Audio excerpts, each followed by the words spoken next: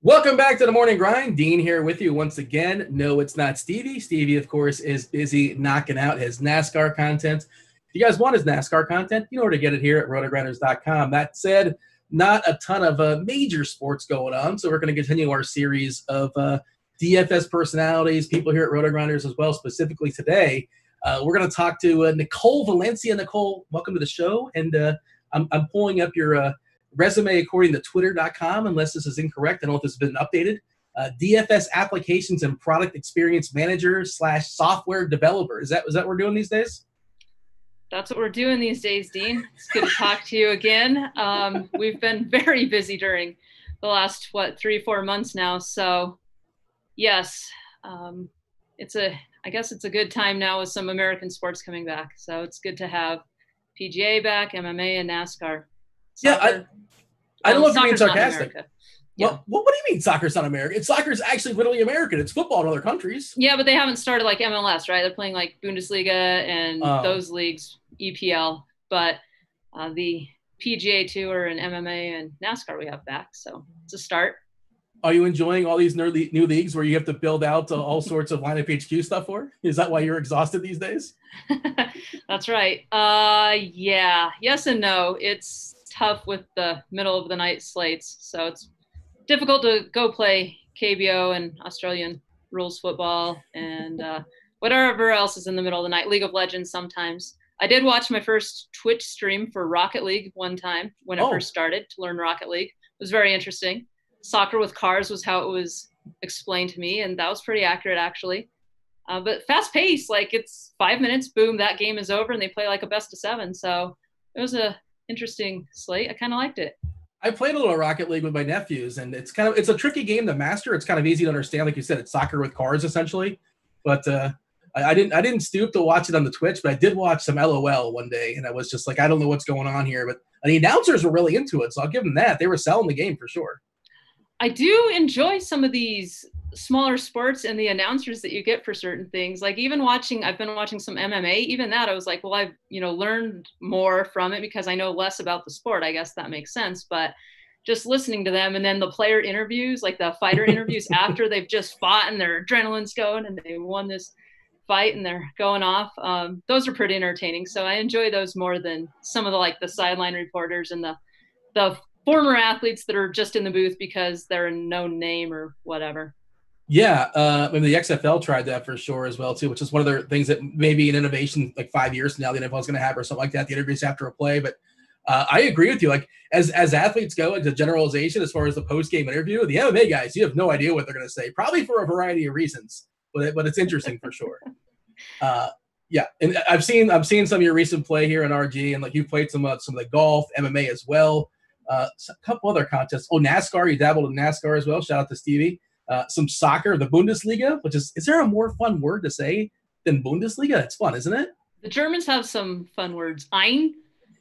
What's that mean? Do we know? I believe it means one. Oh, okay. I don't know. That's not the most fun German word, I'm sure, but anyway. Yeah. And esports, there you go. You played some aerial kickoff. So you played the $10 contest on March 28th. I'm sure that went well for you. That was good. I made $10 in Rocket League, and at one point I was tied for first, but I think that's because I stacked the first game. So the classic, I'm winning a GPP tied with all of my friends that played this 2-game Rocket League slate. But what's been your favorite sport to play in the last few months here? Did you take a screenshot by chance and throw it up on Twitter? That's if you're not doing it right as far as stacking the first game. I assume that's what you did for screenshot life when it comes to Rocket League. I took a screenshot of my Daniel Berger bets when he won a few weeks back. I can sports bet now, so I've been dabbling in that. So that's fun. I now have 5 sports betting apps on my phone. So I go through that, and it's fun during PGA with the live sweats to watch their odds bounce around. So I definitely track that since, I'm all about the numbers. Yeah, you're in Colorado. What's up with DFS players in Colorado? Like great Neefers in Colorado. You got Ram in Colorado. You got the DCs there. I'm sure there's several more as well too. And you guys now passed legalized gambling. Congratulations on that. And I guess every single site's going to give you some sort of deposit bonus. Is that why you have 5 different sites open up? Yes, and the first bet bonuses did not go well, but I'm just the long con is what I'm doing there. So lose a few, I don't want them to track me as one of the sharps and then we'll start winning. But they do typically offer first bet like guaranteed up to either $250 or $500 back. So just take some underdogs in MMA and hope for the best. And that didn't go great for me, but yeah, I'm doing okay in sports betting. I've done okay on a couple of the golf bets. And like I said, that's been fun just watching their odds bounce around. You can cash out certain bets and they have certain things where you can stream the contest live on some of the apps. And so you can watch some of these smaller leagues that way too. So yeah, now we're on to like Twitch and all these things that we didn't know about a few years back and new ways to consume content, I suppose. New ways to gamble for sure. Yeah. And what was you were talking about? I saw FanDuel is offering, I don't know if you can do this as well because you probably already hit a sign up bonus, but those that are listening out there in Colorado, I saw you get 30 points. You get the Broncos plus 30 week 1. You think they'll cover? I think they could cover that one. I also saw a Nuggets plus 100. That one, sharp take, but put some money down on that if you can. I don't know actually if you're eligible for some of these once you've made a deposit or once you've placed certain bets. But my favorite bet so far was on DK. For one of the MMA fights, one of the main events, it was if the fighters last longer than the Pittsburgh Steelers defense against Tim Tebow in the playoffs. Remember the first play of overtime when the Broncos Wow. An 80-yard pass to Demaryius Thomas won on basically the first play of overtime in the playoffs, Tebow's greatest moment as a Bronco, then, you basically won a free $50. Yeah, so if the fight lasted longer than 11 seconds, you won a free $50. So that was a nice just bonus from DraftKings there. So they do those kind of like weird promotional bets, but they get fun with some of them. They make them localized to the state you're in and those kind of contests. So, yeah. That should be fun if it ever finally comes to Tennessee, right? Yeah, well, yeah, it's funny. I'm kind of jumping around. I'm down in Florida right now for what it's worth, but there's no gambling in Florida either. But by the time it passes in Tennessee, which they passed it like a year and a half ago, whatever it is, but it's kind of caught up in some sort of bureaucracy. Maybe eventually one day you can gamble on it, but in theory, I'll be in a state where I can play along with you as well. And like you said, you're playing the long con. Well, my understanding is basically they'll limit players that are too sharp, that are too good. And what you're saying is you're rope-a-doping. You're tanking your first 5 just to like, oh, well, let her bet whatever she wants. Or just take all her money, and then you're gonna catch up eventually. I guess that's the theory. That's right. Get a few 100,000 in the bank on them first. The long con, but no. Yeah, I never really did too much sports betting before this, so I'm just kind of dabbling and learning new things and trying new sports, but it is kind of fun for some of the individual sports, and I guess golf's, an individual sport, but just you have a bigger field versus like the one-on-one kind of contest for MMA. But it's been fun. I've enjoyed it. Something else to do since, like you said, we didn't have best ball drafts. There are certain things, that we think we could have that sites haven't offered. So we've been filling in the gaps with all these new sports. But yeah, you mentioned Denver, the Tebow, right? You're in Denver. You're a Broncos fan. Were you on Team Tebow? Were you not on Team Tebow? Kind of somewhere in the middle. You have to have a hot take on Tebow. I think that's an obligation. Nobody's like indifferent to Tebow, I don't think. I enjoyed having him on the team because it's just like he's one of those guys like that the guys rally around that you want to play for. There are certain coaches you would want to play for as an athlete. There are certain teammates you want to have or don't want to have, and I think he maximized his talent and got the most out of that. And so it was fun, like winning games when you rush. What did they run one time? Like 8 passing plays in a game or whatever it was to win a game once. Yeah, set football back in that regard. But, one of the guys that I really enjoyed actually after, of course, the Elway era, before Peyton came along, was Jake Plummer. There's an I really think he was kind of like an unsung quarterback. Pretty decent career, but as time goes on, maybe we inflate stats and things too. So I guess I'd have to go back and look what I'm saying here. But yeah, Jake Plummer, decent quarterback. Didn't he retire like really early, like at 32, 33 or something like that? I feel like he's one of those first guys to say like, that's it, I'm out. Am I wrong on this? He went to like Idaho and became like some world-class handball player. I swear I read this in Sports Illustrated. He's an interesting guy. Like, you got to go look up Jake Plummer. Maybe you could have him on the podcast. Probably not doing anything. Put a good word in for me. We'll see. We'll make it happen. He is born and raised in Boise, Idaho, for what it's worth. Currently 45 years old. And I pulled up his Wikipedia page. I don't know that off the dome. But, yeah, maybe that's what he's doing. Maybe that's what he's up to. Yeah, handball. How about that? Since retirement, he became an avid four-wall handball player. So there you go. Jeff Conine was almost a professional racquetball player. There's a fun fact for you. I don't know why I felt the need to one-up you with the Jake Plummer handball, but I feel like there's a correlation. It's about getting technical on this show. So let's there you go. The quota is like 2.5. We're going to smash the over, I think, for sure. Yeah, so knock out your team. Well, we'll talk DFS in a second, but now they're on our teams. I'm curious. Give me your take on the Broncos. How do you foresee them this year? Are we optimistic, pessimistic, or somewhere in the middle? Yeah, I do think this is the best draft they've had with Elway. I know they got good draft grades, and it's tough to say that right out of the gate. I do like to see them for a couple of years before you really, worry about how good a draft went. It's tough to judge it right now, but they're just in a really tough division. I mean, that division is pretty good, top to bottom, and I guess I'm kind of in the middle as far as like how many games I think they're going to win, just because they have to play the Chiefs and they play the Chiefs twice, obviously, and the Raiders and Chargers. But I don't know. I think they can get to 7 or 8 wins, but I'm not optimistic that they're going to go 10-6 or anything like that. Is Drew Lock the quarterback in 5 years? I will say yes. Cautiously optimistic. Cautiously, like 65% chance. All right, there you go. Hey, let's get you excited. Talk about the Nuggets. Jokic. Well, I guess we were excited to see Jokic, and he was one of those guys like you didn't know what people were going to look like coming out of the quarantine, and he came out, and everybody was making the jokes about like Jokic is going to come out like huge and out of shape and yada yada yada, but he looked svelte, and then it comes out that he had the corona, he had the COVID. So I don't know if there's a correlation to that to some degree, but and I've seen like some guys that did get it, like DeAndre Jordan had the COVID, and he's not going to be playing. He already opted out, but he's got less to play for, obviously, than Jokic, and we presume, I think Jokic had it earlier. We think Jokic is going to be fine, and does Denver now have a chance? I mean, everybody's just saying it's one of the LA teams. If it's not one of the LA teams, it's Milwaukee. Does Denver have a shot outside of those teams? It's going to be really interesting to watch the Nuggets because they're one of everybody's favorite young, up-and-coming teams, right? Like, people think, oh, they're at least a year away. What I'm really wondering is, does skinny Jokic make the Nuggets a better team or not? Because one of his big advantages, he's obviously not quick. Everybody knows this about him, but he uses his body so well, and he's so big that, he doesn't have to jump for a rebound. He knows where the ball's going, and he knows he's looking one play ahead and where the guy's going to be. Like, he'll loop a pass, nobody will be there. Boom, Murray darts into the lane, catches it, and is open and lays it in.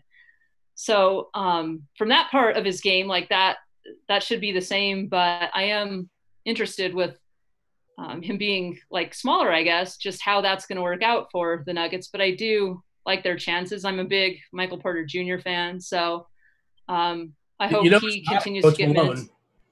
I'm sorry? I'm sorry, I didn't cut you off, but who's not a big fan of MPJ is Coach Malone. Why does he hate him?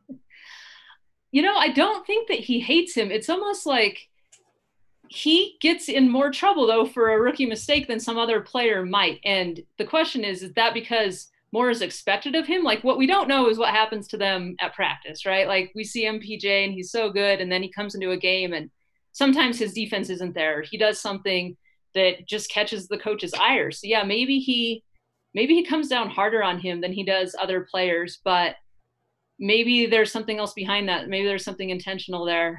Because I am a Coach Malone fan too. I know it's like me and Jeff Elhaffey on an island and everybody else like hates Coach Malone, but I actually think he has been a really good coach for the Nuggets. He's been a great coach for Jokic's development. There's another guy that came over, I think 2 years before Jokic got here with the Nuggets as far as like player development from Serbia, and he's really helped obviously as well. But some team could have got Jokic and not been patient with him, and he could have never amounted to even where he's at now. And he's still only like 24 or 25 years old. So, yeah, I do want MPJ on the court, even if it's a couple of losses for the Nuggets. Just I want to see him out there, and I really think he's just so talented and can help them a lot down the line. It's almost like they take redshirt seasons on people, right? They got Bol, and they've got all these guys that's just like Jared Vanderbilt was another example. And they took these guys that had these injury risks with high ceilings and are like, well, if one of these guys pans out, maybe we've got something here. So do you know, Dean, that they're, I think, the only team that's never had the number 1 pick, or maybe it's number 1 or number 2 pick in the draft? I didn't know that, but yeah, nobody's coming to mind. That checks out in my brain. I just love that you mentioned Bol on the podcast. And I just love that, like, Manute Bol looked at his kid, him and his wife looked at his kid and said, you know what we're going to name this guy? Bol. He's going to be Bol, which is just amazing. I love that. He needs to turn into something. He does. He needs to get up there and get some minutes for the Nuggets. I've never named a child before, but if I did, I would name my child Bol. I would at least push for it. I don't know. It's just such an awesome name. And also, in Michael Porter Jr., he's also 21, like you said. And he had a history of back injuries as well, too, which is one of the reasons why he fell in the draft. I don't think he played. I don't follow college basketball. I know you do. He played very little, right? Yes. His freshman year, I believe he was – I mean, there are different recruiting services and all of that, different high school rankings, but he was like the number 1 or number 2 recruit coming out of high school. And then he was injured most of his freshman year at Missouri. He came back right before the tournament, and then they got bounced early. Like, I think he played a little bit in the SEC tournament, and then they got bounced early in the NCAAs, and that was it for him. So he kind of fell down the board a bit to Denver. But I think still, you know, a good pick, kind of one of those, you take the talent if it's their picks is what they were doing there. But I do hope he amounts to something, because there's a chance that just your career's over. You know, we've seen this with big guys and foot injuries and different things like that. So I hope he makes it. Yeah, it's interesting you say that, because I was thinking you're talking about guys that like Coach Malone. Boogie Cousins always talked highly of Malone, and he's a big guy with injuries, and he's like, 31 years old or something like that, at least 30. And he may be playing for the Lakers. We shall see. He's somebody I want to root for, but I believe he had the Achilles.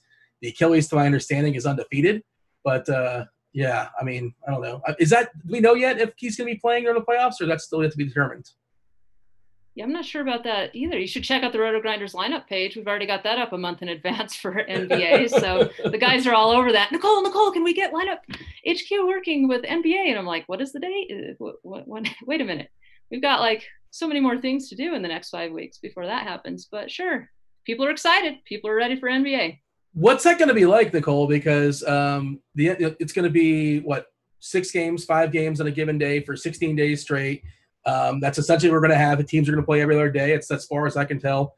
And we're going to have games at like 1 and games at 3 and games at 5 and games at 7. And it's going to be madness, because also in my brain, I don't think we're going to have the best injury reporting. We're not going to have the best lineup, who's going to be starting reporting. It's going to be a mess, isn't it?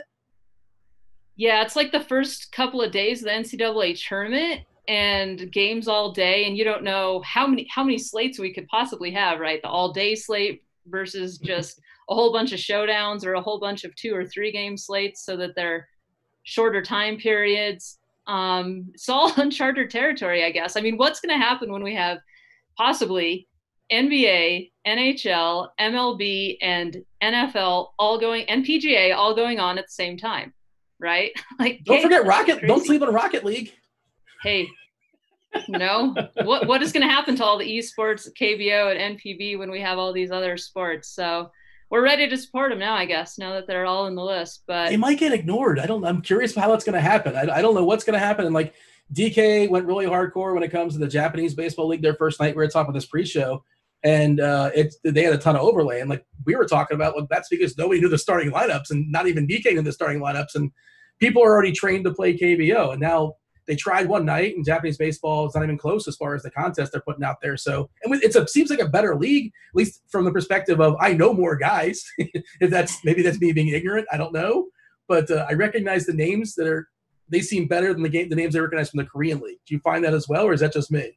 Yeah, I haven't played too much of those leagues because the start time's pretty bad for me in the middle of the night. It's rough, but I think the same thing they've talked about the tournament. You know about the tournament, the basketball tournament? in July.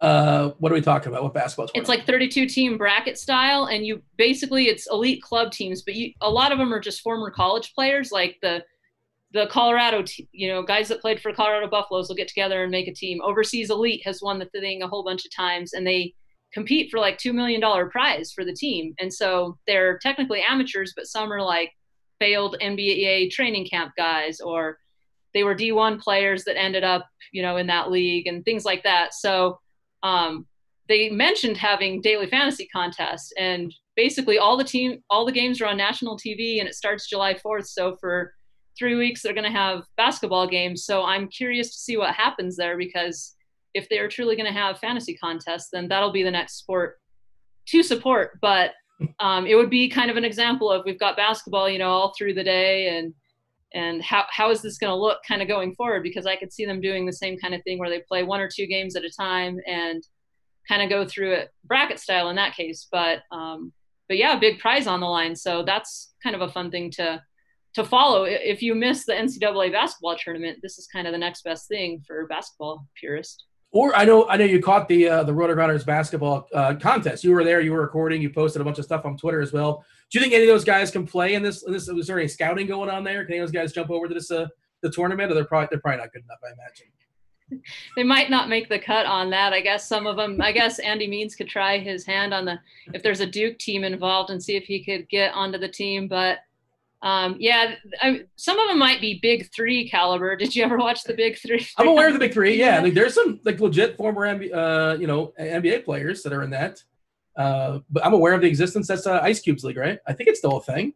Yeah, I believe he beat LeVar Ball in a 3-point shooting contest in between one of the games or something, or at halftime, or however they did it. But I have no idea. We got a LeVar Ball, an Ice Cube, and a Bull reference, and a Jake Plummer reference so far. So somebody's got bingo. If somebody out there that's listening has definitely got bingo for sure. You should start that for your shows. I really think that could be a hit. So years ago, when Pepsi would do a show, or like he was like not doing a show, and I was just kind of like I would pull up on Skype. I would just give him like movie references to kind of sneak in the show, and out of nowhere, and like Boggs would have no clue what he's talking about. It's just like, what do you mean? The Terminator. Like, I don't know. I couldn't think of a movie for some reason.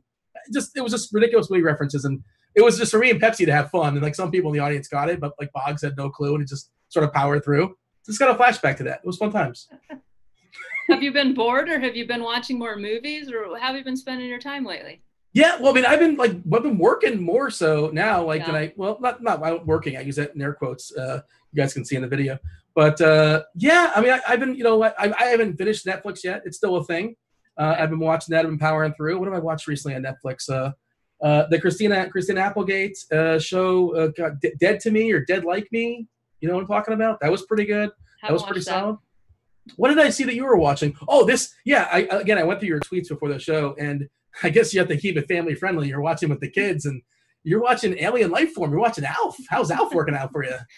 Elf's kind of sarcastic. There are some pure 80s quotes and references in that show. The animation of Elf, it's a good time. Yeah, the kids think it's really funny because the youngest kid on the show, I believe he's 6 years old, and my daughter just turned 7, so she's the right age group for it. She finds it funny. We watched an episode tonight, so we're almost through season 1 of Elf. What happened in tonight's episode of Alf? I'm dying. It was kind of like a recap of the first 16 episodes of the whole series, and Elf getting into trouble. My favorite was when he had all this gold. His spaceship was made out of like pure gold. So he was rich, basically. He had all this money. And so he bought the daughter, when she turned 16, this Ferrari, I think it was, right? Oh, wow. It has a car phone. He ends up taking off in it and driving down the highway. And so they thought that was really funny. But it's about him getting in trouble, and it was flashbacks to all the things he's done in the first like half season. Does that mean they didn't think the show was going to go on to a second season? Kind of like they're already flashing back in the middle of the first season. I can't tell you that, but I do have an Alf fact. I did watch this as a kid. And, the way the show was ended after like 3 or 4 seasons, they weren't sure. It was like a cliffhanger at the 3rd or 4th season. They weren't sure if they're going to come back or not, and they didn't come back. So there's people out there that never got their clarity in the story. Whatever is happening at the end, I believe. Can I spoil this for you or no? I don't want to spoil Alf. Sure, it'll probably be another few months before I watch it, and I'll Statute of limitations are up. But I believe the authorities are onto him, and like he might get taken away. And he may have chased a cat. He may have chased the cat. I think that might have happened also. He hates the cat, the family cat, so he's always after the cat. I think that happens in every episode. And is there adult humor in that? Because I watched them when I was a child, but I feel like it's probably when like the double entendres, or is that not a thing? I'm just in my head. I think that's what it is. A little bit, but it's not on the level of some other shows, I'd say. Yeah, I don't know what to say about Alf. They wanted to watch Alf. They want to watch Dinosaurs. Remember on TGIF, all the shows on TGIF? Oh yeah, Sherman Hemsley, the voice. Back in the fall. So not the mama. I let them watch the YouTube clip of Not the Mama, and they thought that was great. That's coming back?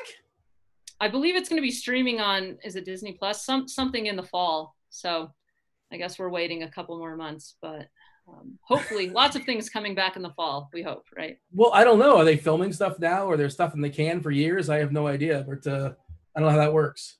Yeah, that's a good question. One of the things that we like to watch was American Ninja Warrior, but I think this season's kind of canceled because of when they film it, although that's totally something that they could have without fans, really. You'd think so, yeah. You have to build the course and things, but they film it all at night anyway because they want it to be dark outside, obviously. So I don't know what happened to that show, but my kids would run around jumping from pillow to pillow, couch to couch, whatever. They'd make up their own obstacles like inside the house while watching the show. Like if you played The Floor is Lava when you were a kid, they've got a new show coming out about that now. So Ultimate Tag, it's all about these shows and games we all played anyway in the backyard as a kid. I did. Well, everybody grew up to be like a producer on Netflix or something like that because of this. I have an idea. I did this when I was 20 years ago. I've not seen The Floor is Lava, but I did see it was like #1 on Netflix. I'm like, what is this? And I don't remember. I didn't play the game as a child. I played different things, I suppose, but I guess that was a kid's game. But I didn't click on it. I haven't watched. Can you say if you've watched it or not?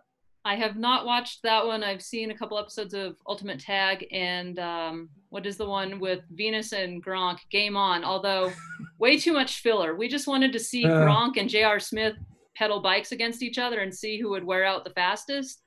And then, the rest of it, yeah, just way too much filler. So we didn't make it past that first episode of that one. But so J.R. Smith's going from a bike to now he's going to be potentially an NBA champion. He's back on the Lakers facing who got signed for the Clippers? Noah is the former Gator. He's like, I don't know. How old is Noah? Got to be at least 35, I'm guessing. Couldn't tell you. Cam is happy. Somewhere Cam is smiling with his Joakim Noah jersey on, probably. I didn't say his first name because sometimes I say Joakim. I don't know why. It's one of those names I just never get right. So that's why I just said Noah, which just sounds kind of weird. But thank you for correcting me because I was like, is it Joakim or is it Joakim? Joaquin? I don't know why I get his name wrong all the time, but there you go. And I know he was Nolan Arenado, Herman Marquez. Have to get a couple of references in while I'm on my one appearance a year. I feel like I'm like the offensive line, like the RG Dev team is just the offensive line of RotoGrinders.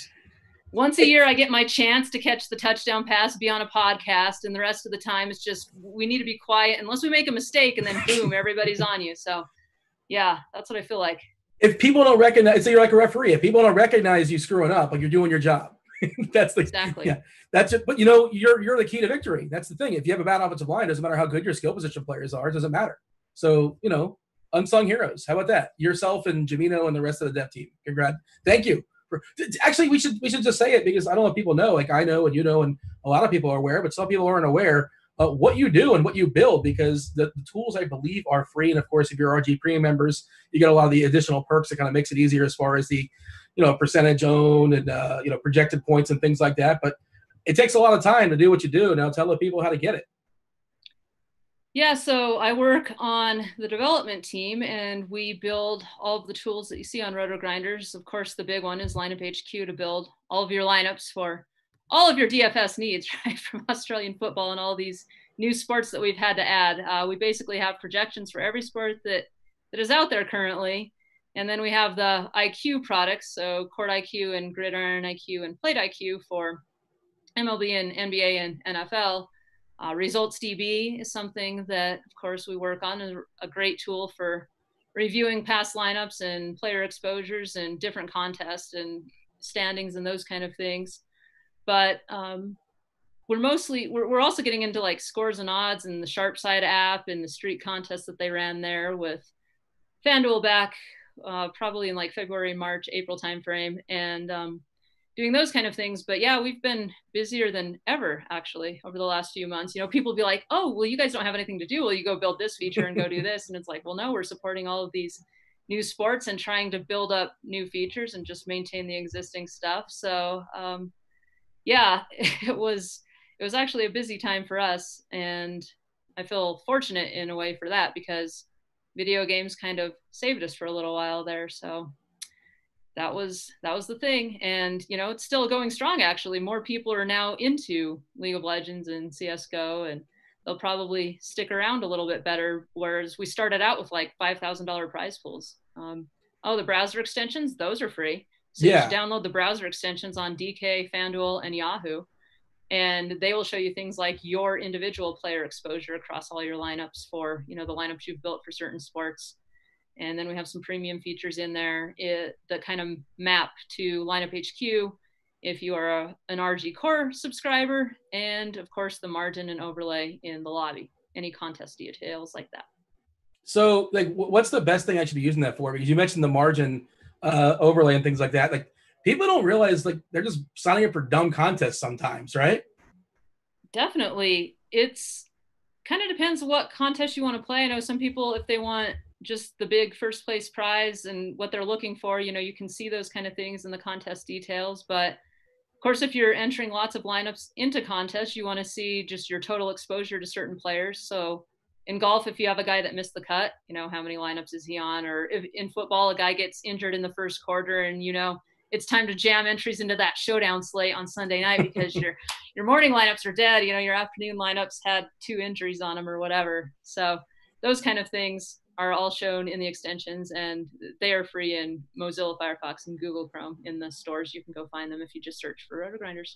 Yeah, I can't imagine you have to make it for Firefox, but people like Devin, our producer, he's just, come on, you're a tech person. Should I be using Google, Firefox, or Mozilla, whatever it's called? Well, definitely most people use Chrome, and LineupHQ is geared more towards that. We'll get the people that use Internet Explorer or Microsoft Edge every now and then. But AOL for the most part, it's like probably 80-20 Chrome to Firefox. How long does it take to build like one of those browser extensions? Is it a preposterous amount of time that I don't even want to think about and it's just so tedious? No, not anymore. You know, once we've started kind of on one site, some of it we can kind of use on another site, but definitely there's some time to build up some of these things.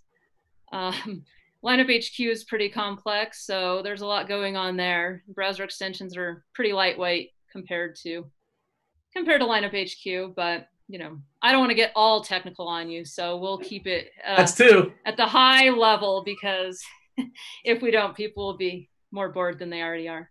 How did you get involved in this, the whole DFS world? I know you're a Fantasy Aces live finalist, 2-time Fantasy Aces live finalist for football, and I think the next year you went there for baseball as well. Is that where did you make a connection with somebody RG at the time, or that was you know, obviously you qualified for football, you qualified for baseball.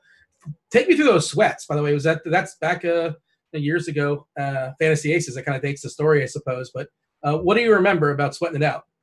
Yeah, the Fantasy Aces time was fun. They had a 2 quarterback system, so you could stack an entire game on both sides if you wanted to. I don't think that's how I won my seats, but 2014, 2015 actually made both the football finals and the baseball final in 2015. And that's probably where they went downhill, because they rented out Angel Stadium for us for baseball. So that was a fun time. That was definitely my favorite of the live finals. You took BP there, right? Angel Stadium? Yes, we did. How'd that go? Well, I didn't hit anything out of the park. It was like 100 degrees on the field. It was very hot, but a fun time. You know, we were all very excited at first, running around shagging balls, and pretty soon, by the time we got past like the 5th hitter, everybody that had already hit was up in the shade. And yeah, it got hot and tiring quickly, but it was definitely fun to go to those finals. The baseball one in 2015 is when I kind of got started with RotoGrinders, because they came out there to cover the event, right? They sent like a video team and they covered the event, and and then asked me if I wanted to do content. So I started doing articles for Fantasy Aces. I believe with Stevie. I believe Stevie did them, and he was at that baseball final with me as well. So we did Fantasy Aces articles for football that season, and I did baseball shows. So I started out on the content side, and then I went to the development side, which is not a transition that too many DFS players make, I suppose. So I told them, like, I have, some technical background. I have kind of my whole history and degree is in computer science. So I could probably work on that side. I enjoy sports, but I would like to get onto the development side. And I started working part-time, 5 to 10 hours a week. And I had another job at the time. So I kind of did both of those part-time. And then last year is when I went full-time taking over LineupHQ operations around beginning of football season. So now I do browser extensions, on top of the LineupHQ work that we have a team that works on. So shout out to the rest of them for all of their hard work, because it's definitely been, I feel like we've been doing more than ever in the last few months. So definitely been good for us here, I think, going forward. There's a lot of new stuff in there and a lot of new features for anybody coming back from kind of a layoff to their RG premium subscriptions. Your fellow offensive lineman. My fellow offensive lineman. Most people, are worse at their jobs because they play DFS, right? They're less efficient. And I am worse at DFS because of my job, because I'll end up testing something and building lineups for something that I'm not actually playing, or I forget to go and set a real lineup for, or do any research for, just trying to test out all of these new things. So it's kind of like the opposite effect, but I guess it's interesting. It's a good test case for that kind of stuff, because the end goal for most people is very individualistic, right? DFS is very individual, isolating kind of endeavor for the most part, with you're worried about your lineups and what you're doing on whatever sports you're playing, and have to take the opposite view of things and try to make it general. So this works for everybody, and it works for all sports and whatever people are playing, however many lineups and those kind of things. So definitely it's challenging, because I'm kind of interfaced to the customers too. So yeah, that's keeping me busy. I mean, is it possible to be too good at your job, Dean? Well, I mean, people ask me that all the time, and they think I would know the answer. Like, I have clearly experience in that. No, I don't know. I mean, let's ask Tim Tebow. I'm sure people think he was too good. He couldn't get a job. That's what happened to Tim Tebow. I feel like if I respond too quickly to users' questions and things like that, right, then I set the bar too high. Then it's like, if I have to be gone for a day or two, then I can never get away. So we're gonna see how that works out. I'm going camping over 4th of July weekend. So good luck. Life is about expectations. Where are we going camping? I'm going camping to a tiny little town in southern Colorado. I'm not allowed to divulge any more details, Dean. I don't want like the GPS, give me the exact numbers. You've been looking up my Netflix. You've been looking up my Twitter. That's all you're getting. Do you know what kind of car I drive and what time we're leaving? A Ford Focus. No, you probably have like a minivan because you have kids. Focus. Thank you. No, I don't have a car. Is that insulting? I'm not a car guy. So I can't. The soccer mom car. Way to go straight to the soccer mom car. No, it's like an SUV, but what's funny is we rented a minivan to go to Texas a couple of years ago, and the kids loved it. They were all about the minivan. It has so much storage space. Look what you can do with these TVs. They loved the rental car because it was something new and different. But yeah, maybe one day I'll get the kids. If I win a GPP, maybe I'll buy a minivan. I can be the first. I can be a trendsetter. There you go. And I don't know anything about cars. I don't know if that's insulting or not. I'm just throwing names out there. It's just the first thing that popped in my brain. But there you go. Are you good at camping? Is that something like, can you start, if you were on Survivor, can you start a fire? If I were going to go on Survivor, I would learn how to start a fire before I'm all about the preparation for doing something like that new. Yeah, I'm not able to just tent camp anymore because it hurts to lay on the ground all night, versus like when you're 20, 22, it's fine. But now, no more tent camping. I think those days are behind me. There's no air mattresses? Have an RV. Well, my parents have an RV where we can sleep in the beds, or we'll do something like that. Like you said, you can get foam pads and air mattresses and those kind of things. So this time we're getting like a cabin. So it'll be a little bit, it's like half and half. Definitely not like motel with all the amenities. Glam camping, you know, glamping. Or, I've never gone camping before. I'm a city boy, so I don't know. I'm open to it, but I'm not crashing yours. Don't worry. Colorado's a good state to go camping. Camping, hunting, fishing, those kind of things. Definitely outdoor activities. We get outside a lot, even in the last couple of months. You know, the kids have way more energy than I do, so we get out and about and go and do things. They took golf lessons last week, so we're trying to do a few things that they're able to do now. That it's a little bit, some things are allowed or whatever. So. Well, now that the Valencia Spring Break Olympics are over, they need things to do, right? Hey man, the Valencia Spring Break Olympics were a big hit since we needed some Olympics in 2020. What happened is it was right before spring break, and the kids were, I think, a couple of days actually out from spring break where they were supposed to go back to school when the whole Rudy Gobert thing went down. We'll just say that for now, right?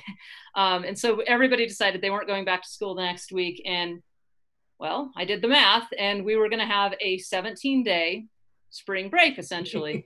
So, hey, how many days are in the Olympics? 17 days. So some people, I would post every day what we did on Twitter and a picture of me and the kids so we'd get our medals 1, 2, and 3, and what event we did and who won and everything. And they got to help come up with some of the events. You know, we had board games and different things. And of course, my daughter was at a disadvantage for some of them. So those kind of events were good for them. But, you know, we went through the 17 days and people were like, are you continuing with the Olympics? Or are you doing more? Yeah. I'm like, I'm working full time and we're doing all these events. Like I had to build a ramp. You know, the first day I'm engineering this Lego ramp where we had like dragster races and the kids are spending all afternoon building their state-of-the-art cars and leaving me with the leftover wheels and parts and things like that, right? So it's like, you know, I can't keep up this pace forever. That's how I felt with the e-learning stuff. It's like I can't just keep going at this pace all day, every day. But well, that's why you gotta have paper airplane day. Like that buys you. That takes 12 minutes or something like that, right? We did have paper airplane day. We definitely did that one. We did that one in my parents' basement because they have a very long room where we could fly the paper airplane. So if you want to check out the Spring Break Olympics, they're on my Twitter at the end of March. I believe it was hashtag like Valencia Spring Break or something like that. I'm on it right now. Do winter break, right? Well, we'll spring break, winter break. I mean, I know. We need to do the Summer Olympics, but we'll do spring and we'll try to do the Winter Break Olympics. So if you have event ideas, I'm open. I have some of my family and friends want to be involved in the next Olympics, so we'll have to do other countries. So yeah, it was a fun time. I got to keep them entertained because I told you they just run around all day with so much energy, and they have to have some activities and structure so that, you know, they can keep let me get things done at certain times of the day too. So yeah, it's a delicate balance. I have some of the potential now. I have a suggestion list. I'm not sure if you went ahead and did all these. I can scroll through and find them, but what's Kapunk? What's that? Kapunk is very difficult. The kids didn't like that one much.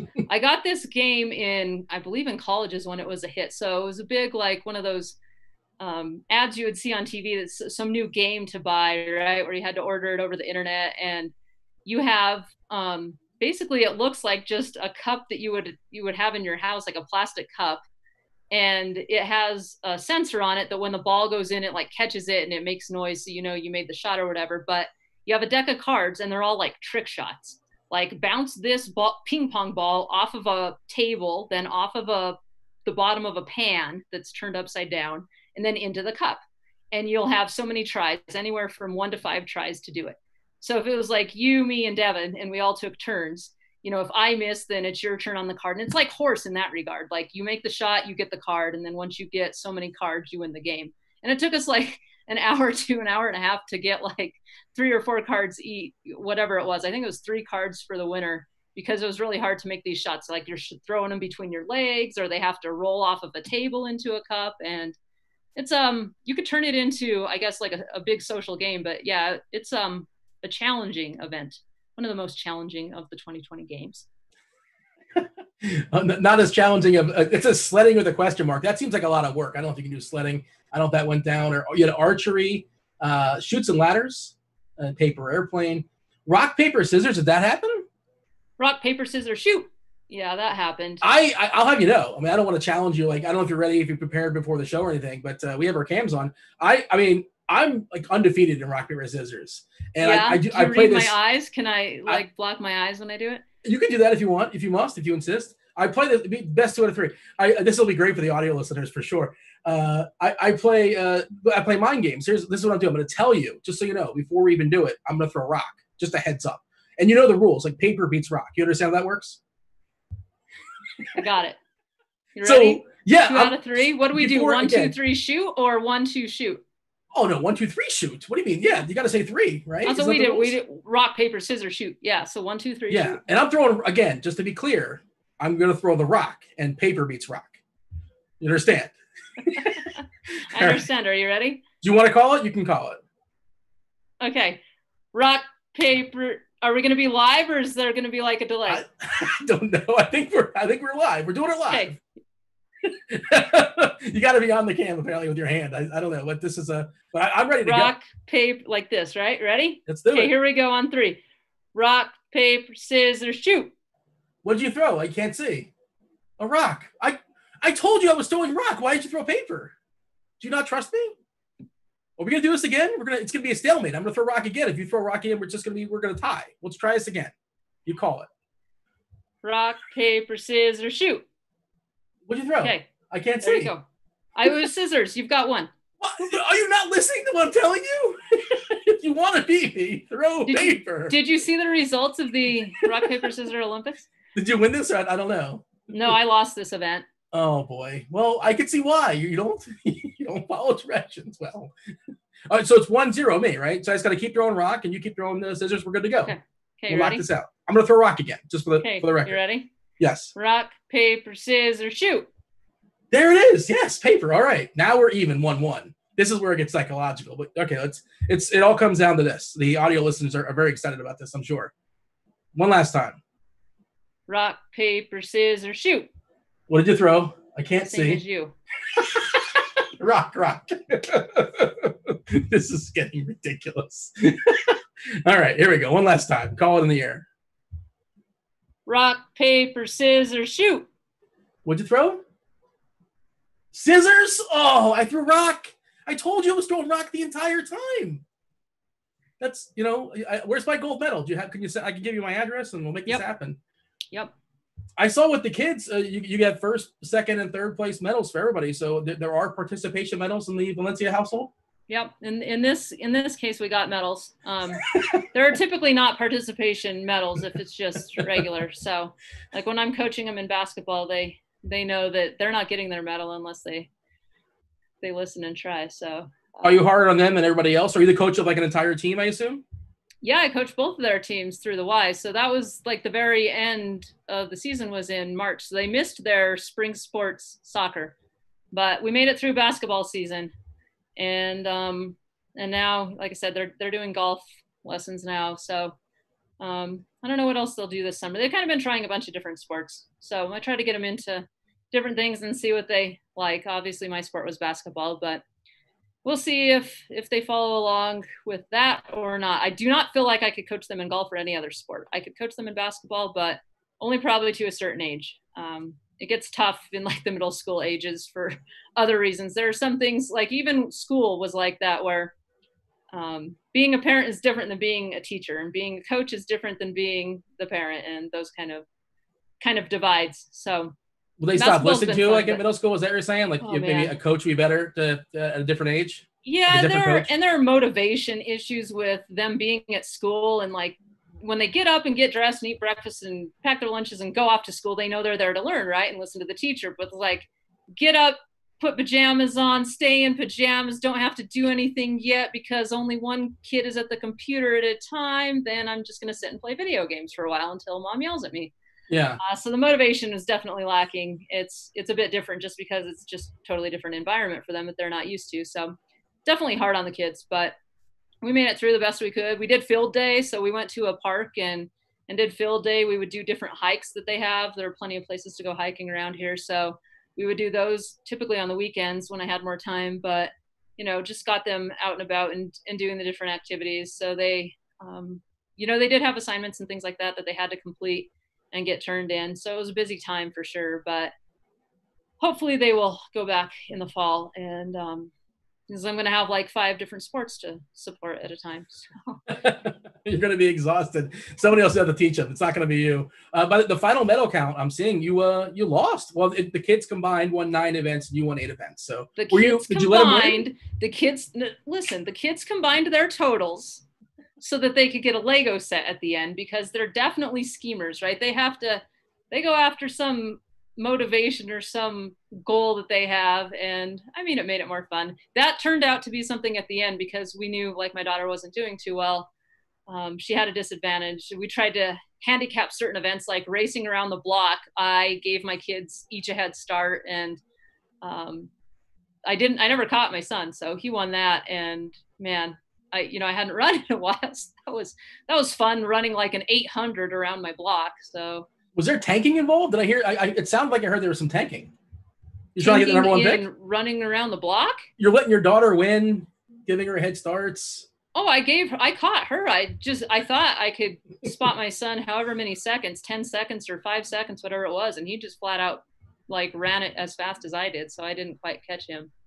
You played basketball in college. Who was your comp? Who's your NBA comp? Your WNBA comp? Whose game would you say that like you're most closely modeled after? Rip Hamilton. He was the mid-range guy, right? Like I was like the mid-range. I didn't shoot a ton of threes. I was like a combo guard, so I'd play the point and the 2, but I was short. So I was like Charles Barkley body, but a 2 guard. Yeah, that didn't work well all the time. But I was mid-range game. Like I liked to drive, get fouled, get to the foul line, and dish. So now if I played, I'd have to take analytics into account and play a little bit differently. So yeah, I definitely don't think my kids are going to be tall either. So if they play basketball, it's going to be, you're going to have to learn to shoot. You're going to have to be an outside shooter and get open and move around. So yeah, we'll have to see. We'll have to get me motivated to find some time to train for the RG game. I was doing all my scouting last year so that maybe I could play this year, replace somebody on the court. I think you're better than Crane. You're better than probably at least half those guys, maybe all those guys for all I know. Crane's better than all of you guys thought he was. I just want to put that on the record. Eric, is he really? Listening. Yeah, he's got a good shot. He was good out there. He played I was told he went back and forth like 3 times and then tapped out. He won his prop bet. Just ask him. He won his prop bet. What was his prop? A half a point? He had to outscore a couple of guys like Cruisen and somebody else, and he made a couple buckets, so he won that prop bet. Fair enough. Well, I guess that's all that matters. He won his bet and he just tapped out. And I don't know if anybody was taking the R's out of it, but I bet on some weird things, but I've never bet on that, unfortunately, or maybe fortunately, because I probably would have been on the wrong side of it. I definitely would not have been on betting the Crane side. How'd you get into playing? Did you get a scholarship? How'd you get into playing college basketball? Where were you playing at? So I played Division II, which is part of the University of Colorado system, but just the D2 level. Yeah, we were all kind of on partial scholarships. Our athletic department was tiny. In fact, we didn't have a football team, so budgeting in our whole conference is just kind of different. Like about half the teams have football and half of them don't. So partial scholarship for that and partial for like academics, and there was a leadership program that I was in, so we had to do different stuff, community service and all of that kind of stuff. So I basically had 2 jobs in college doing these community service hours voluntarily as a college student, doing community service hours and playing basketball. So I didn't get a lot of sleep in college either, but always busy. Graduated in 4 years and played 4 years of ball. So that was a win, because then I went straight into engineering. And, I've always played sports and loved sports and math and the number side of things, any puzzles or games. So still into any kind of game competition. I think you just went mute on me, Nicole. I'm not sure if you can hear me or not, but you got to fix your mic over there. All right, we're good to go. Some of your favorites. Give me some of your favorites. That might have been my internet. Hopefully it's not. We'll power through and we'll correct this. Your favorite athlete of all time, maybe as a child and now as an adult.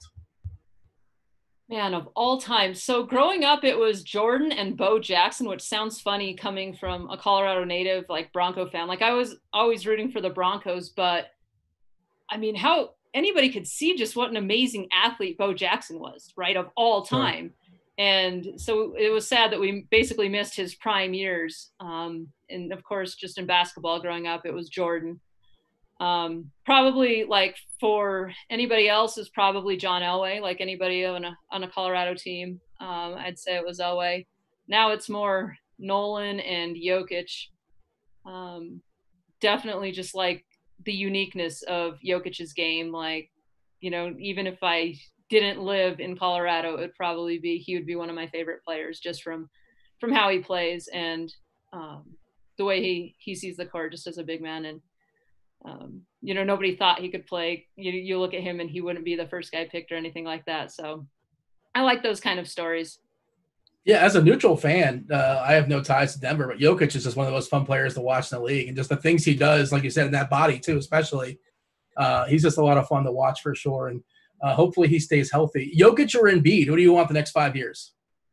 I guess you want Jokic. That's a ridiculous question. I'm actually wearing a Goatich, the Goat Jokic shirt. There you go. That I have. That answers the question, I suppose, right? That answers the question. Yes. Your favorite like at the game moment you can think of, like your favorite time, like coolest thing you see in any sport, whatever comes to mind.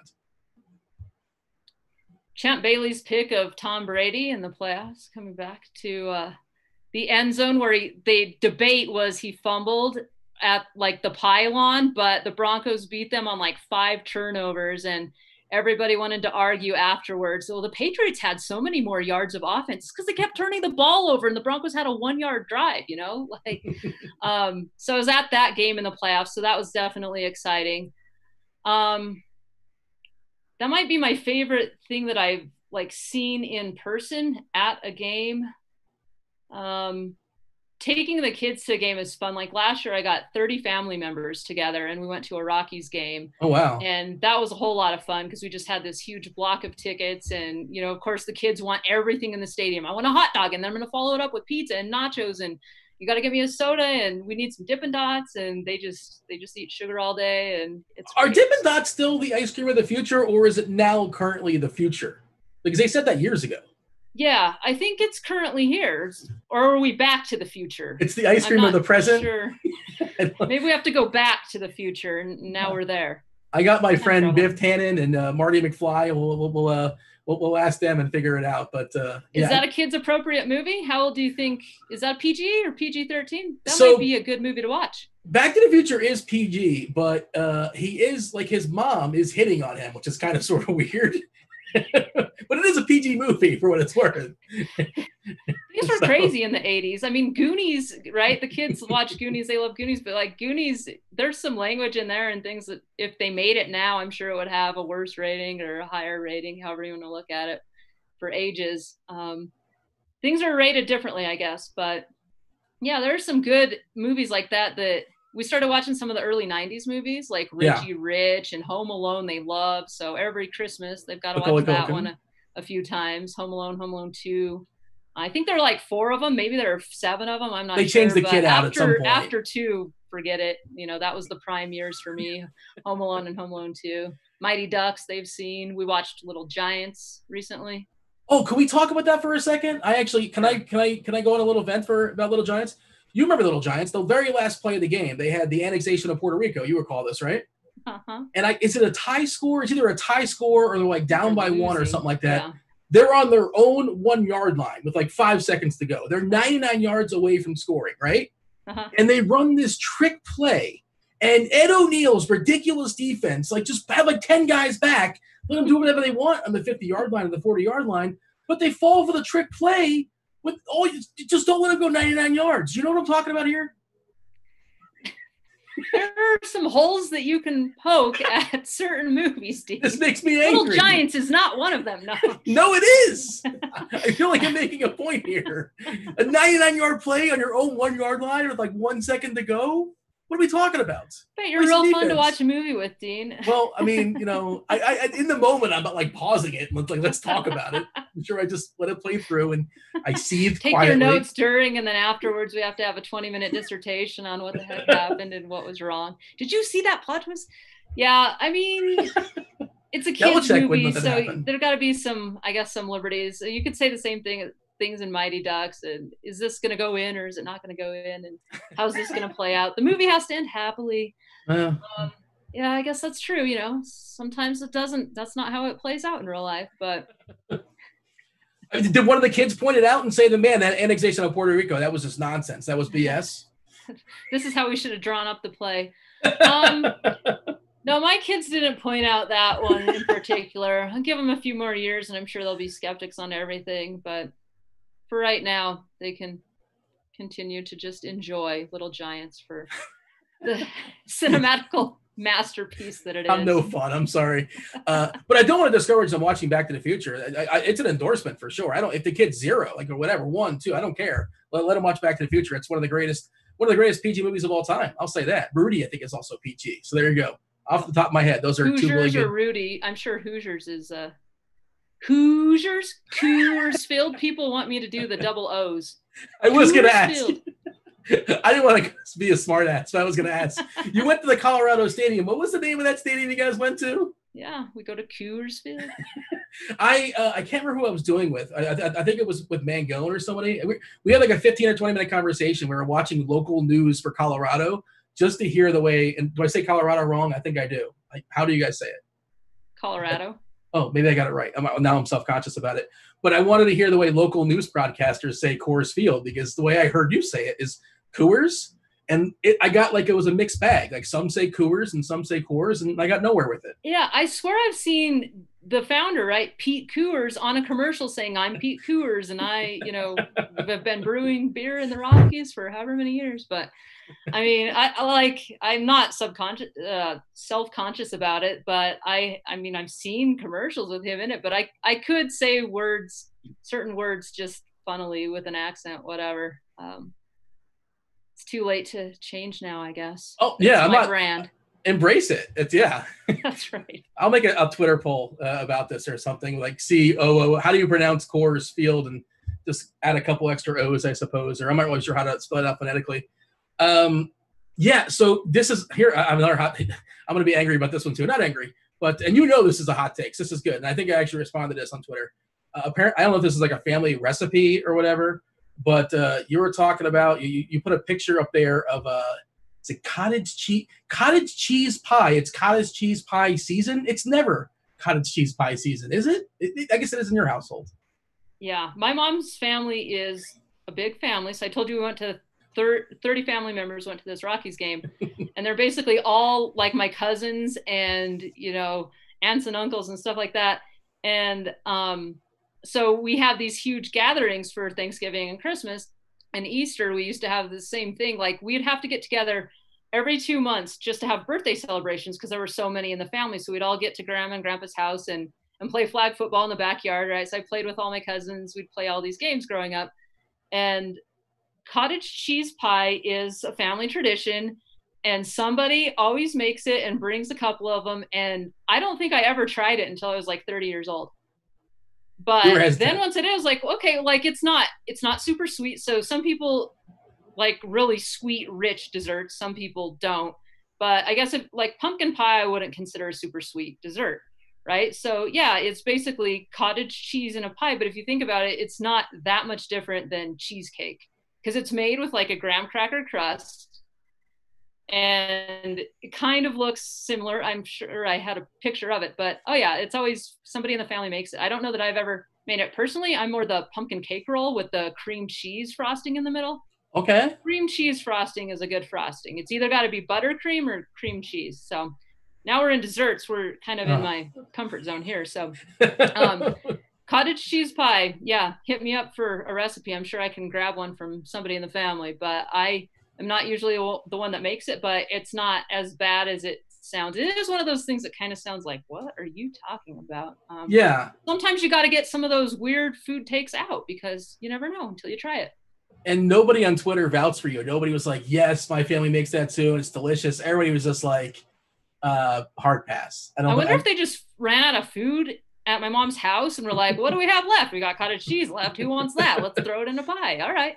This is what we're having for Thanksgiving. And boom, the rest is history. Isn't that one of those cooking shows? They just give you like 5 random items and say figure it out, concoct something that tastes okay. I think my grandpa could cook like that, where he could just throw things in. But if you asked him how he made it, it's just like, well, you throw in some of this and you put in some of that and boom, you've got a stew. I can't cook like that, but some people can. Yeah. What lasts longer, the cottage cheese pie or like the apple pie or the pumpkin pie? I feel like the cottage cheese pie is the last one standing. Maybe I'm wrong on this. Like if they're all laid out for the family. Yeah, it might be, but we do like an apple strudel that is just Oh, amazing. So that, like, homemade apple pie, like the real special apple pie, like that's what sure. apple strudel is. So yeah, that may be like pumpkin or cottage cheese, but you should try it. Oh, I've got lots of things to mail to you. do Mail you a not. Okay, pie. cottage cheese, like fresh cottage cheese, is disturbing to me. I do not want like Well, 3 day that's, I old cottage think, part cheese. of the problem.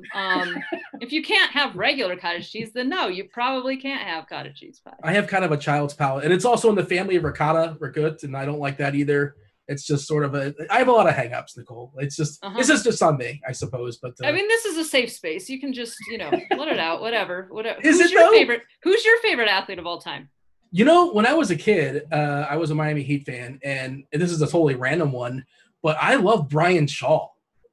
Okay. Yeah, just totally random off the board. I mean, obviously there's chalky ones like I had Bo Jackson on my wall and I had Jordan on my wall as well too. But Brian Shaw was like my unsung hero. Like for whatever reason, I was a Heat fan and I love Brian Shaw. And I was so disappointed that I left the night that he hit like 10 threes. He tied the record for the all-time threes in a game that's since been surpassed, I believe, by either Klay Thompson or Steph Curry or something like that. But and that was Brian Shaw's big.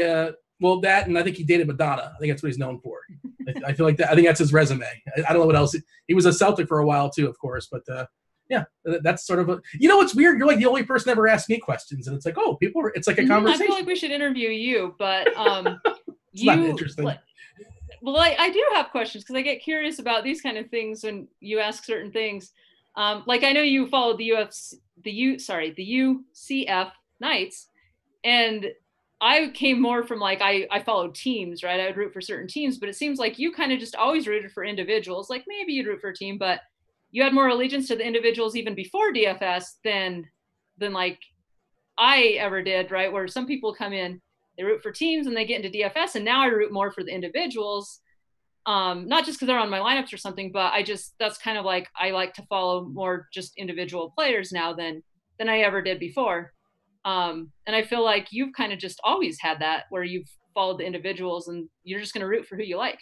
Yeah. So not to actually you, but that's the national championship, winning University of Central Florida UCF Knights. Just to be clear, I mean, people know that happened, right? They won a national championship. They had a parade at Disney World and everything. You know that happened? Yes. I'm with you.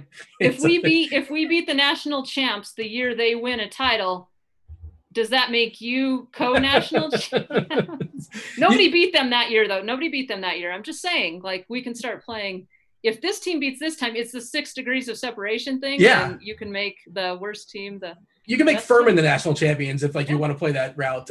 Fun fact, by the way, I was at that game, the Sugar Bowl. That was good times for sure. They beat Auburn. You know who I watched that game with? Dave Potts. Some people know him better as Cheese is Good. And he's an Auburn fan, so it was weird because he was not pleased. Like Dave, Dave never shows any emotion. Like he wasn't pleased. That was I have him on tomorrow or in a couple days, and I'm sure I'll be sure. Surely that will come up just coincidentally. I can't imagine how it would, but it might come up that UCF beat Auburn in not the national championship game, but close enough. And as far as the NFL, when I was a kid, when I was a youngster, I loved the run and shoot. So I liked Warren Moon. Warren Moon with the wide receivers, of course, being Drew Hill and Hayward Jeffries and Ernest Gibbons and Curtis Duncan. Wow. Alonzo Highsmith was the running back. Great offense, a lot of fun. But, of course, Houston no longer – they were defunct. They moved to Tennessee, I believe, and I just couldn't go with that. So I just sort of lost my team. And, of course, Houston got a team years later. And I'm from South Florida, and all my friends were Dolphin fans, and I just didn't like the Dolphins. So I'm like, I don't like this team. For whatever reason. Like Marino was around, and he was fun. But, and I just never really could kind of transfer over. And then when Culpepper made it to the pros, and I was like, oh, maybe I can root for Minnesota. And I just couldn't force it. It wouldn't take for whatever reason. So that's why I have no NFL team. Basketball, it's the Heat, hockey, Panthers. But, I only know so much about hockey. Are you an Avalanche fan?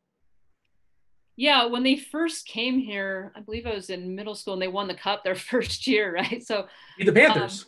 Yeah, I went to the parade the second time when they won the cup, and so that was a fun time. But I've been to a couple of games. I haven't gone to a ton of Avalanche games, but I'd like to go. Hockey's fun to watch live. I enjoy watching hockey live. So I would like to go to another game. The kids have been to Rockies games and Nuggets games. No Which do they Bronco prefer? games, no Avalanche games. I think that's a tough question, actually. I was going to just say the Nuggets games, but that could be because one time DraftKings gave me tickets and we sat second row. And so that was a whole lot of fun. Like Jokic's brother almost ran over my son because he came down from the stands yelling about a call. His brother gets really into the games. Like if you ever watch the Nuggets on League Pass, you'll probably see him stand up and you'll know, oh, that's Jokic's brother, right? What's he look like? Like Jokic, yeah. Oh yeah, he's a real big guy, like Jokic too, his short haircut, and he sits like on one of the sides of the court, a couple rows up, and came down to yell about a call in one of the games when we were walking back to our seats. But the Rockies games are fun for the atmosphere. Like it's a beautiful stadium, and you get the view of the Rockies. Of course, they're actually a really fun follow on Twitter, one of the best baseball accounts, and they'll send out awesome sunsets and things like that. But yeah, you do get those kind of sunsets in Colorado. What's the name of the dragon? What's the dragon that sits behind home plate? Yeah, it's like he's the a Triceratops. So my apologies. Dinger. You're not up on kids' dinosaurs like I am. If you have a son, you know kids' dinosaurs. You go through that stage. Every parent does. His job in the ninth inning, correct me if I'm wrong, like if the Rockies are losing in the ninth inning, he goes behind home plate and tries to distract the closer. Is that correct?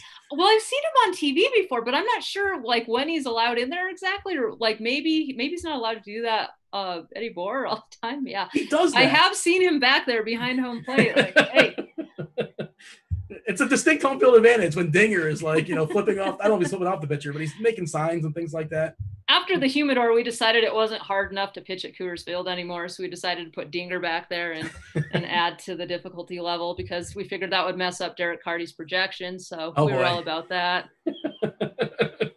Well, we need 10 years of data of Dinger behind the plate in order to draw any sort of conclusions. 10,000 plate appearances. There you go. The Malcolm Gladwell projections. Hey, you mentioned DK. Let's get you out of here on this. So we kept you a long time. Devin's got to go to bed too. He's producing. We're doing this like late at night to fit all our schedules. I say all of our schedules. My schedule's wide open. You're busy working and being a mom and doing all sorts of things. You're watching Alf. I mean, that takes time. You mentioned DK. You're on the player committee. How did that come about? Like what can you give us from? I know a lot of that's you can't say obviously, but what can you give us about how you became a member of the DK player committee? What's going on there? Yeah, they were like, you're basically developing code on our website. We should probably get to know who this is and make sure that this is all legit and above board, and get you on our team. But no, they wanted some people from different sites, different content providers, and that had kind of a good grasp on the community and different players, right? They want the casual players, they want the pro players, they want the in-between players that play multiple sports. And so I kind of have to do a lot of that. Obviously, I know all the sports and kind of follow them all, or at least know what we're building and what is required for different sports. And so they thought I would be a good fit for that reason, because I'm kind of, have to be looking at all these different sports. So not everybody plays every sport, of course, but yeah, it's good to have just kind of a variety of people that do different things. So we give them suggestions about things or feedback that we see about things. So if they want to bring the basketball tournament to DK, then we're all in for supporting it at RotoGrinders. And people should @ you on Twitter if they have any suggestions for DK. I'm sure that's what you want, right? Yeah, definitely at like 3 a.m, because I turn my phone off at 11, so I won't see it until 7 a.m. So I keep my sanity. But yes, you can send suggestions in all seriousness at any time to @NValencia30 on either Discord or Twitter, or even on my RotoGrinders account, or @Nicole @rotogrinders.com. That works too. If you want to send an email about something that's not broken, but it's a feature, it's a bug. Just as long as they're not tracking you down in your 10th and July 4th weekend or something like that, we're all good. July 4th, no suggestions. Most people are pretty good. I haven't had a ton of the trolls. I can get along with most people on Twitter. It works out pretty well.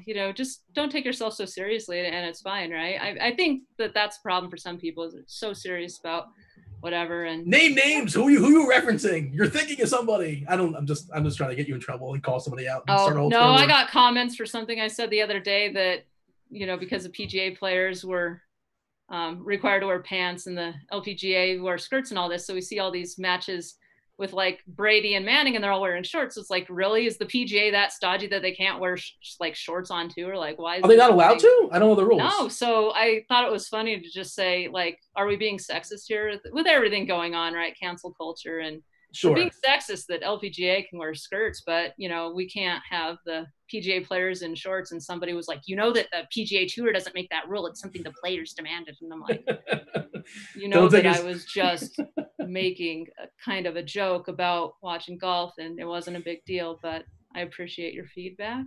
Rory McIlroy wants to play in a kilt. I read that someplace, so maybe you might have started a movement for all I know. But that's a good, just not just Twitter, but just a general life rule. Like, don't take yourself too seriously. Not that like we're here to give life advice, but there you go. We can end on a high note with that. You gave out your Twitter and all that, but anything else you want to say as far as well, I guess you ran it all down. If anything else you want to say, floor is yours. Otherwise, we'll get out of here. Go Nuggets in the playoffs. Go Avalanche. And what do I need? Plus 30 for the Broncos in week 1. Yeah, for all your sports betting needs. No, it's just been fun with RotoGrinders. Like, basically pleased to have this opportunity and turn it into what it is now. So excited for all these core sports coming back and what we can build. And in another year we'll have to do a show. We've never done actually like a baseball show together or anything. We'll have I feel like we may have a reunion of things. I've done a show with Siege. I've done a show with Jeff El Jefe when I first started. I did a lot of shows with Britt and Derek Carty together. Yep. Dude, we've done a show before. I'm just not that memorable apparently. I'm fairly certain we have. No? I don't think we've done a live show like we've had interactions. Talks like it's probably like LineupHQ tutorial or how to use the browser extensions. I'm insulted now. Unbelievable. I'm fairly certain. I'm going to check the archives on YouTube. Yeah, Devin should be able to pull that up for us. So should we make a wager? Like, should we leave and make a wager on who's gonna go farther in the playoffs, or if we actually did a show together or not? And then we'll set up our punishment on. Throw it out there. You have to send out a sexist tweet. I mean, on the podcast I did with Grant and Mangone, we would have to if you get the worst prediction for the week, we have to send a tweet out that somebody else would set up for you. And I'm sure if you check my timeline, you can basically find which ones they are. Right. So most people knew that joke, but I don't know how many people are going to make it all the way to the end of this show. So maybe nobody will be in on the jokes. That could make it more fun. Yeah. All right. I'll say that we have never done a live show together before this. I say we have. I'm fairly certain. Devin has to go look it up. So now we're going to give him homework, and he's going to be even more upset about having me on the show. Devin's got to go to bed. He's got some kale to eat. He's got to play some Call of Duty. It's a whole big night for him still. Yeah, he doesn't have to look it up tonight, but I'll say that we've never done a live show together, and then he can come up with the tweet that we have to send for the loser. Sound good? There you go. I disagree with you. Then yes, I will sign up. I'm fairly certain we have. And tonight does not count, just for the record. Yes, there's no asterisk. Nicole, it's a lot of fun. I very much appreciate you jumping on here. And thank you for, you're working hard still. People think we're just kind of chilling, but with all these fringe sports going down, but you're building all sorts of good stuff here at RotoGrinders. With that, very much appreciate it. And I enjoyed our conversation. It's almost as fun as the last time we did a show together. I can't think of any anecdotes specifically, but I'm sure it was a blast. That said, she's Nicole. I was Dean. This was The Morning Grind. We're out of here. Holler.